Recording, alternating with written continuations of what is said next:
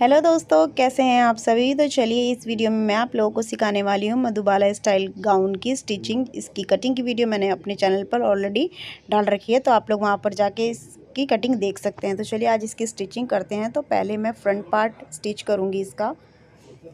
तो इसको मैंने पहले यहाँ पर मैंने अस्तर रखा है जो कि शैंटून वाला है, उसको रखा है। ऊपर से मैंने मेन फैब्रिक रखा है जॉर्जेट वाला, और इसको मैंने इस तरीके से पिन अप कर लिया है क्योंकि ये ना बहुत ज़्यादा फिसलन वाला कपड़ा है, बहुत भागता है ये कपड़ा।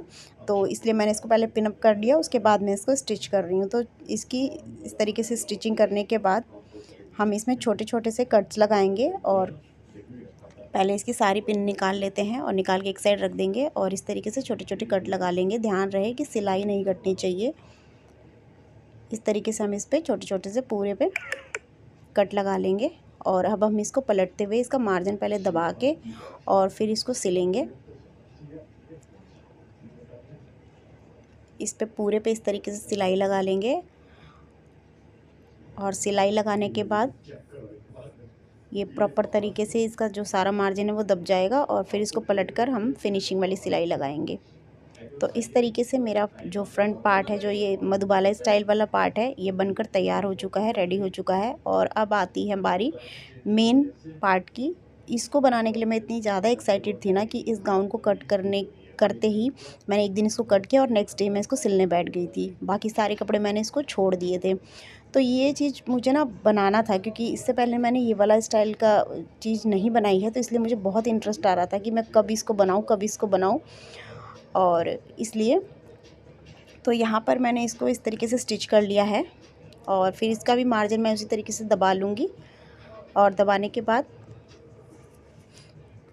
इसके बीचों बीच सेंटर में पहले निशान लगाना है, जिससे हमें चुन्नट डालने में आसानी होगी। तो यहाँ पर मैंने निशान को लगा लिया है, और सच बताऊँ ना तो यहाँ बीच का जो गैदर जो मैंने डाली है, ये तो आसानी से डल गई थी, लेकिन जो साइड में था ना, इसमें मुझे इतनी दिक्कत आई। यही चीज़ करने में मुझे 1 घंटा लग गया था। अभी आप लोगों को दिख रहा होगा कि मैं कितनी फटाफट कर रही हूँ, लेकिन ना सच बताऊँ तो पूरा 1 घंटा लगा था इस चीज़ को करने में मुझे। तो यहाँ बीच की चुन्नटें तो मैंने डाल दी, यहाँ पर ये हो गया, लेकिन जो साइड में था ना वो सेट ही नहीं बैठ रहा था। मतलब बहुत ज़्यादा वैसा कपड़ा है ना, ये फ्लोई कपड़ा है, भाग रहा था इधर उधर। तो इसको फिर मैंने क्या किया, मशीन से ना करते हुए मैंने पहले इसको नीचे रखा, फिर इसको एक एक करके मैंने ना सुई धागे से दोनों साइड मैंने ना कच्चा किया, फिर उसके बाद इस पर सिलाई लगाई। तो इस गाउन को बनाने के लिए ना मैं इतनी ज़्यादा एक्साइटेड थी। इसका बस मुझे ना अस्तर नहीं मिल रहा था, क्योंकि कस्टमर को चाहिए था कि वो शैंटून का अस्तर चाहिए था उनको, तो वो नहीं मिल रहा था मुझे। तो मैंने ऑनलाइन मंगा लिया था, और तो वहाँ से मिल गया था, तो इसलिए मैं इसको बना रही हूँ। और सच बताऊँ तो ये जो कपड़ा मेरे पास रखा हुआ है ना, ये 2 महीने से लगभग रखा हुआ है, क्योंकि मुझे सामान ही नहीं मिल रहा था, तो मैं कैसे बनाती। अब देखिए इसको मैं कैसे मशीन पर सेट करने की कोशिश कर रही हूँ, मगर ये नहीं हो रहा था। फिर देखिए इस तरीके से मैंने इसको कच्चा किया था सुई धागे की मदद से। आप समझ सकते हैं कि इसमें कितना टाइम लगा होगा। बट जब ये बन गया ना, उसके बाद मुझे मतलब कि जैसे जैसे ये बनता जा रहा था गाउन, मुझे इतना इंटरेस्ट आ रहा था इसको बनाने में। और सच बताऊं तो मुझे पूरा दिन लग गया था इसे बनाने में। एक दिन मुझे इसको कटिंग में लगा था, और एक दिन मैंने इसकी स्टिचिंग करी थी घर का सारा काम करने के साथ साथ। तो यहाँ पर मैंने इसकी स्टिचिंग जैसे जैसे कंप्लीट हो रही थी, मुझे और ज़्यादा एक्साइटमेंट हो रही थी कि कब ये पूरा होगा, कब मैं इसको देखूँगी। और सीरियसली ये बनने के बाद इतना सुंदर बन के आया है ना, बिल्कुल डिज़ाइनर पीस है ये।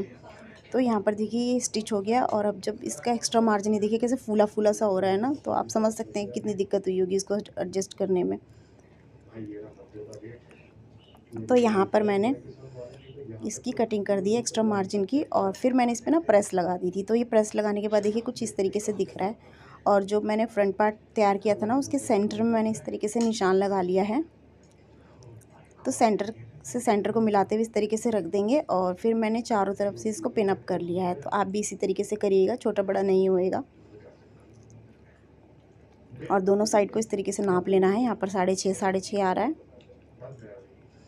तो इस तरीके से मैं चारों तरफ से इसको पिन अप कर दूँगी, फिर उसके बाद इसको सिलाई लगाऊंगी।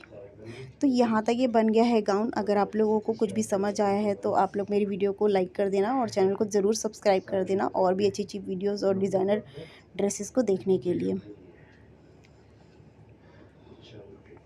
तो चलिए अब इसको मशीन पर पक्का करते हैं। तो यहाँ से मैं इसको सिलाई स्टार्ट करूँगी इसकी, और इस तरीके से पिन को निकालते हुए चारों तरफ मैं इसके ऐसे ही सिलाई लगा दूँगी गोलाई में। और इसके बाद मैं इस पर एक लेस लगाऊंगी, और वो लेस लगाने के बाद तो इतना सुंदर लग रहा है ये फ्रंट वाला पार्ट ही। तो यहाँ पे इसकी सिलाई कंप्लीट हो चुकी है, और अब मैं इसमें ये वाली लेस लगाऊंगी। ये लेस मुझे बहुत प्यारी लग रही थी और बहुत ही ज़्यादा अच्छा लुक भी आ रहा था, क्योंकि ये कपड़ा प्लेन है और इसलिए ये मैच भी हो रही थी ये वाली लेस, तो मैंने ये लगा दी। तो यहाँ पर हल्की हल्की सी, बिल्कुल हल्की हल्की सी मैंने यहाँ पर से ना चुन्नटें डाली, क्योंकि ये लेस वैसी है ना, गोलाई में प्रॉपर नहीं बैठ रही थी, तो हल्की हल्की साइड साइड में चुन्नटें डाली हैं, बाकी सब जगह तो एडजस्ट हो गई है। तो इस तरीके से आप लोग लगा सकते हैं गोलाई में चुन्नटें। अदरवाइज़ आप लेस को प्रेस भी कर सकते हैं। मैंने प्रेस करी थी, बट पता नहीं क्यों मेरे ना लेस उस तरीके से मुड़ी नहीं, या तो शायद मुझे करने नहीं आई, या फिर शायद मेरी प्रेस अभी वो वाली प्रेस नहीं है जिससे कि लेस वगैरह भी मुड़ सकती हैं, तो ये हुआ नहीं। बट फिर भी मैंने इस लेस को लगा दिया, और ये लेस लगने के बाद तो भाई साहब इस गाउन का लुक पूरा ही काया पलट हो गई थी। इतना सुंदर लग रहा था ये, मुझे तो सच बहुत अच्छा लग रहा था। और फिर मैंने बैक पार्ट को इस तरीके से रेडी किया। इसके लिए मैंने बैक नेक इस तरीके से कट कर रखा था, बूंद वाला जो शेप है गले का वो काट रखा था। और यहाँ मैंने 2 इंच का गला काटा है, और इसकी चौड़ाई मैंने 3 इंच रखी है, जो फ्रंट में रखी थी वही। और इसको मैं इस तरीके से कट कर लूँगी, और जो ये मैंने बुकरम पे गला बना कर रखा हुआ है इसको इस तरीके से पेस्ट करने के बाद इसको कटिंग कर लेंगे, और छोटे छोटे से कट लगाएंगे, और फिर इसका मार्जिन भी दबाते हुए सिलाई कर लेंगे, और फिर इसको मोड़ के हम इस पर तुरपाई करेंगे, इस पर सिलाई नहीं करेंगे। तो काफ़ी अच्छी फिनिशिंग के साथ ये नेक भी बनकर रेडी हो चुका है। और जो यहाँ ऊपर की साइड मैंने 2 इंच का नेक कट किया है, इसके लिए एक तिरछी पट्टी लेंगे, और जैसे हम नेक बनाते हैं वैसे ही हम इसको भी बनाकर रेडी कर लेंगे। तो यहाँ पर ये नेक बनकर रेडी हो चुका है। ये देखिए कितना सुंदर लग रहा है, और अभी ये आधा ही बना है। और यहाँ ऊपर की साइड हम तिरछी पट्टी लेंगे, और इसके लिए इस तरीके से नेक को रेडी कर लेंगे। तो जैसे जैसे ये ड्रेस तैयार हो रही थी ना, वैसे वैसे मेरी एक्साइटमेंट और बढ़ती जा रही थी कि कब जल्दी से जल्दी ये तैयार हो। फिर मैंने इसको पूरा दिन लगाकर इसे फाइनली रेडी कर दिया था। यहाँ पर ये नेक बनकर पूरा रेडी हो गया है बैक साइड का।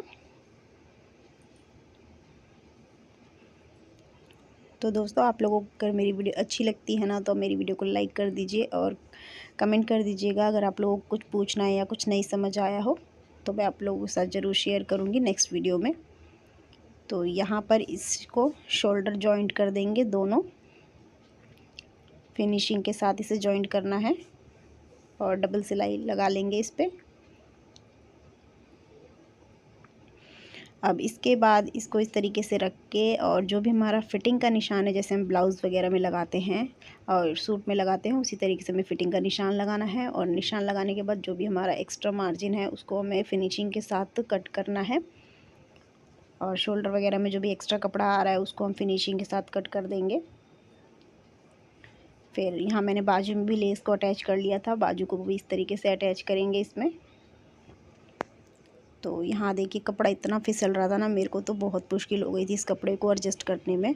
तो यहाँ पर जैसे तैसे करके मैंने इसमें बाजू को जॉइंट कर दिया।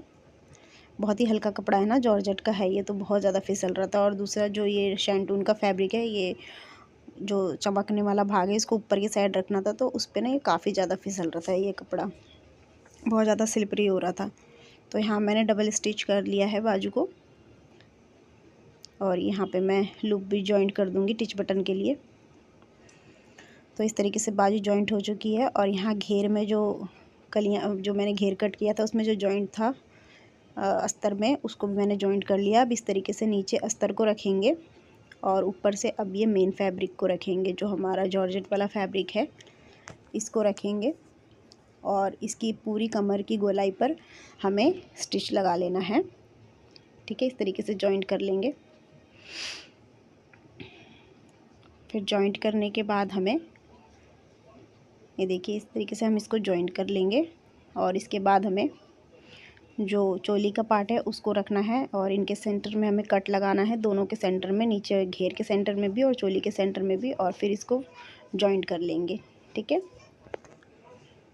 तो दोस्तों जब तक मैं इसको जॉइंट करती हूँ आप लोग मेरी वीडियो को लाइक कर दीजिए और मेरे चैनल को जल्दी से सब्सक्राइब कर लीजिए और भी अच्छी अच्छी वीडियोस को देखने के लिए। इस गाउन का जो फुल जो लुक है वो मैं आप लोगों को शॉर्ट वीडियो में दिखाऊंगी, क्योंकि इसके बाद मुझे इंटरलॉक भी कराना है इसको, और दूसरा इसमें जो नीचे का घेर है वो मुझे पीको करवाना है, तो उसके लिए मुझे बाहर देना पड़ेगा। तो उसकी वीडियो मैं आप लोगों को शॉर्ट वीडियो में दिखाऊंगी, फुल गाउन की वीडियो।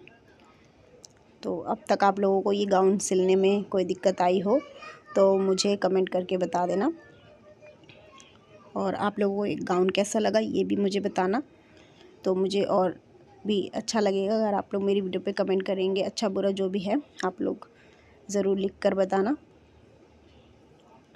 तो यहाँ पर जो बाजू पे मैंने सिलाई लगा ली है फिटिंग वाली, यहाँ फिटिंग से फिटिंग को मिलाते हुए इस तरीके से मैं सिलाई लगानी है। और यहाँ पर हमें कमर तक आते आते थोड़ा सा नीचे हमें कमर के नीचे तक सिलाई लगानी है। उसके बाद हमें अंदर वाले दोनों फैब्रिक को, जो जॉर्जेट का फैब्रिक है मेन फैब्रिक, उसको हमें पहले इस तरीके से सिलाई लगाना है, पूरा नीचे तक सिलाई लगा लेंगे।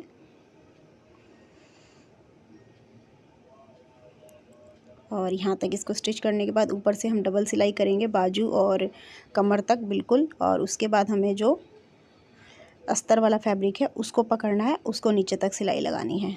तो यहाँ इस तरीके से जो गाउन में ये अस्तर और मेन फैब्रिक इस तरीके से स्टिच होते हैं, और ये पलटने पर बिल्कुल फिनिशिंग के साथ सिलाई दिखेगी, तो बिल्कुल भी पता नहीं चलेगा। और यहाँ पर हम नीचे का जो अस्तर है उसको हम इस तरीके से डबल फोल्ड करते हुए पूरा घेरा गोलाई में स्टिच कर लेंगे। और वीडियो अच्छी लगी हो तो like share and subscribe. Thank you, मिलते हैं नेक्स्ट वीडियो में, तब तक के लिए।